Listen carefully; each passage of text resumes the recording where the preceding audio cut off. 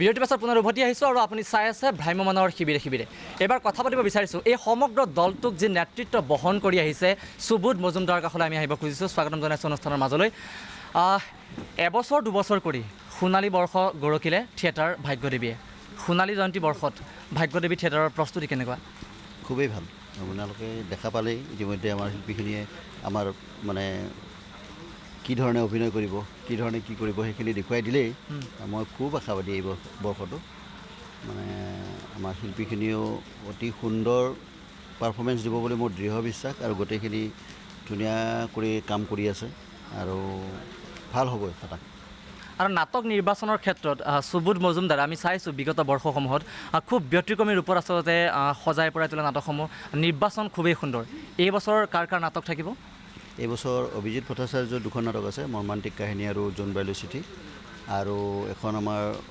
পুৰণা নাটক ভৱেন বৰুৱা মই বিয়াত নবহো নাটকখন আৰু এইবাৰ সেই নাটকখন নতুন ধৰণে সজাই তোলাইছে হেৰি ধ্ৰুৱজ্যোতি শৰ্মা আৰু তিলক বৈশ্য আৰু ইতিমধ্যে তিনিওখন নাটক আমাৰ গ্ৰাউণ্ডত ৰিহাৰ্চেলটো হৈছে আৰু জোনবাইলৈ চিঠি আৰু মৰ্মান্তিক কাহিনী ইতিমধ্যে মঞ্চটো হৈ গৈছে আৰু এতিয়া বতৰৰ কাৰণে অকণমান দিগদাৰ হৈ আছে আজি যোৱা 4-5 দিন বতৰটো দিগদাৰ দি আছে গতিকে তিনিওখন সুন্দৰ নাটক আৰু হয় এইটো মানুহে কয় মানে নাটক নিৰ্বাচনৰ ক্ষেত্ৰত বহুতখিনি ভাগ্যদেৱীয়ে বহুতখিনি দিশ নিৰ্ধাৰণ কৰি পিনে কয় এইটো আৰু সেইটো কাৰণত সকলোকে মই ধন্যবাদ আৰু সঁচা অৰ্থত মই অকণমান পাতল ধৰণৰ নাটক কৰিব ইচ্ছা নকৰোঁ এইটো সঁচা অৰ্থত আৰু নাটকৰ নামত মানে চাৰ্কাছ নহয় আৰু নাই নাটকৰ নামত চাৰ্কাছ নহয় নাটকৰ নামত মই মানে চিত্ৰহাৰো কৰিব নাযাওঁ এইটো বিগত বৰ্ষবিলাকত দেখিয়ে আছে তেনেকুৱা ধৰণে নাটকে যি ডিমাণ্ড কৰে সেইটোৰ ওপৰতহে মই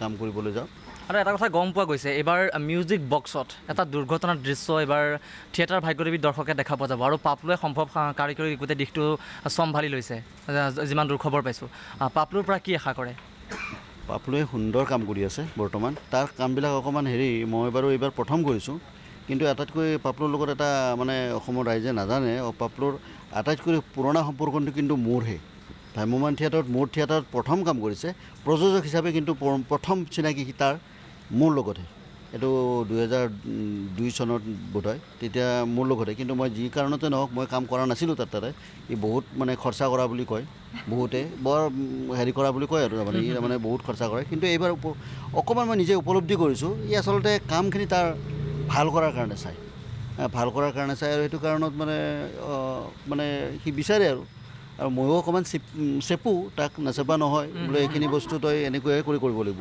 এইটো মানে আৰু ভাল হ'ব যেন লাগিছে কিন্তু এটা কথা এইটো মানে সি এটা মানে আমাৰ নাটক এখনত আছে এটা মানে দুৰ্ঘটনা চিন এটা এইটো আচলতে গোটেই এতিয়াই ক'ব নোৱাৰি তথাপিও সি যিধৰণে প্লেন কৰিছে সেইটো এটা মই ভাবোঁ ভ্ৰাম্যমানত এটা নতুন বস্তু হ'ব চাগে আৰু মোৰ ফালৰ পৰা মই কিন্তু কৈছোঁ ঠিক আছে মই বস্তু লাগে বুলি কৈছোঁ কিন্তু মই দি আছোঁ কিন্তু এইটো বাকীখিনি আৰু কি কৰে তাৰ কথা আৰু ধন্যবাদ চমক মানে পাপলু আমি পাপলুৰ সৈতে কিছু কথা পাতিবলৈ চেষ্টা কৰিম এই মুহূৰ্তত উপস্থিত আছে পাপলু দেখা গৈছে যে প্ৰতিখন মঞ্চতেই আমি দেখি আহিছোঁ বিগত দিনসমূহত এক চমক যিটো আচলতে দৰ্শকে বিচাৰে বা কাহিনীয়ে দাবী কৰে সেই অনুপাতে আপুনি বহুত বস্তু আপুনি দি আহিছে এইবাৰ কি পাব আপোনাৰ পৰা মানে নাটকৰ দাবী কৰা মতে একচুৱেলি মই বেছি মানে হেৰিও কৰিব নাযাওঁ কিন্তু এই সুবোধাই কৈছে মই খৰচা মানে এইটো কাৰণে হয় আচলতে মানে কামবিলাক মানে পাৰফেক্ট দিবলৈ যাওঁতে অলপ কিছুমান বস্তুৰতো প্ৰয়োজন আছেই তো মই আহোঁতে কৈছোঁ যে 100 লিটাৰ মোক ফেভিকল লাগিব সুবোধাই কৈছে যে এইটো মোৰ সপোনৰ অগোচৰ কথা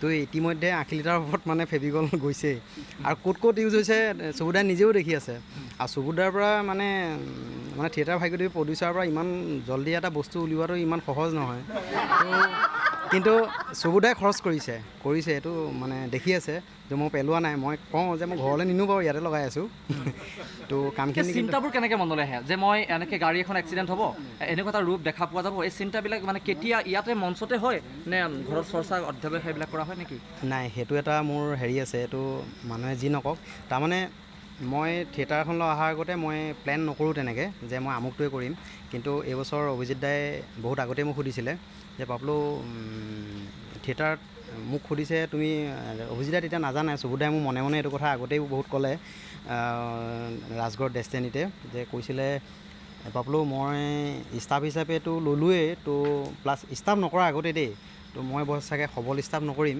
তো দুৰ্বলো নকৰোঁ, কিন্তু এইবাৰ মোৰ সোণালী জয়ন্তী, গতিকে সোণালী জয়ন্তীৰ কাৰণে তয়ে সোণালী জয়ন্তী, তো সেইটো মোৰ অকণমান মানে লাগি আছিলে।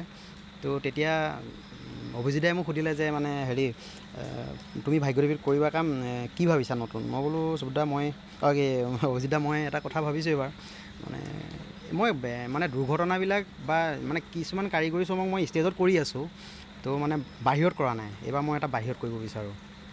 তাৰপিছত অলপ দিনৰ পিছত কৈছে যে মই গাড়ী এক্সিডেণ্ট এটা বাহিৰত কৰিব পৰা হ'ব নেকি? মই হ'ব দিয়ক কৰিম।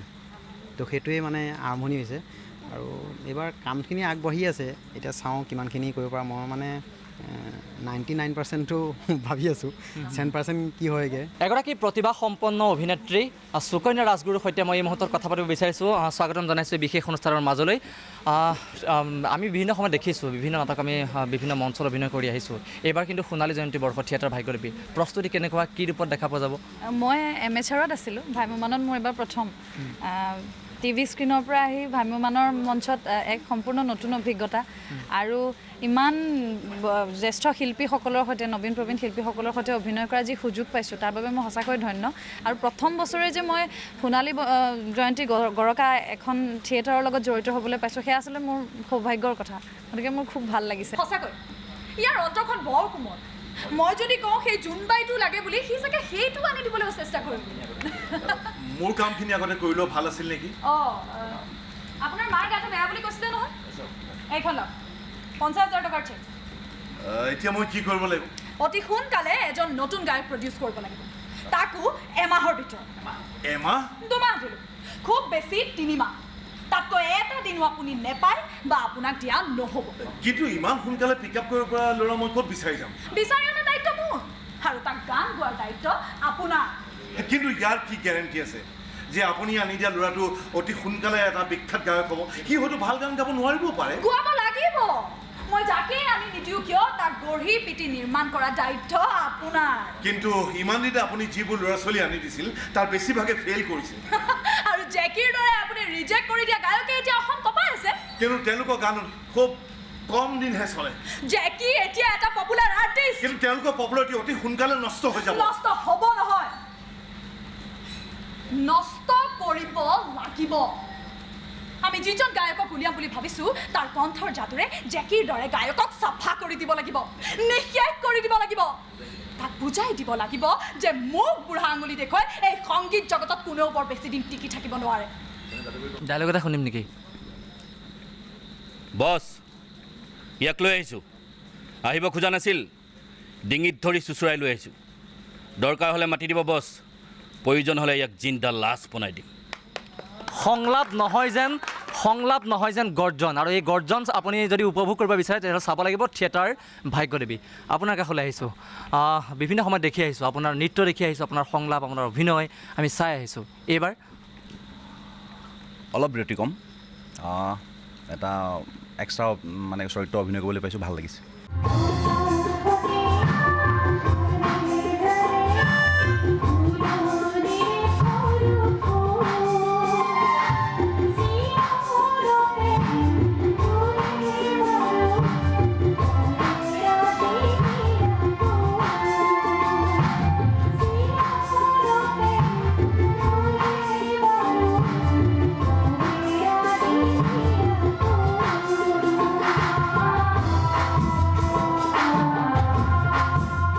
কিমান আশাবাদী এইবাৰ?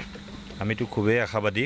আজিৰ পৰা 27 বছৰ আগতে প্ৰয়াত ভৱেন বৰুৱাৰ অনবদ্য সৃষ্টি মই বিয়াত নবহো নাটকখনৰ নতুন নাট্যৰূপ আমি আগবঢ়াইছোঁ মই তিলক বৈশ্য, লগতে ধ্ৰুৱজ্যোতি শৰ্মাই। এটা নতুন ধাৰা উভতি আহিছে, এটা পুৰণি আকৌ পুনৰবাৰ প্ৰাণ পাই উঠিছে, কি ক'ব বিচাৰিব?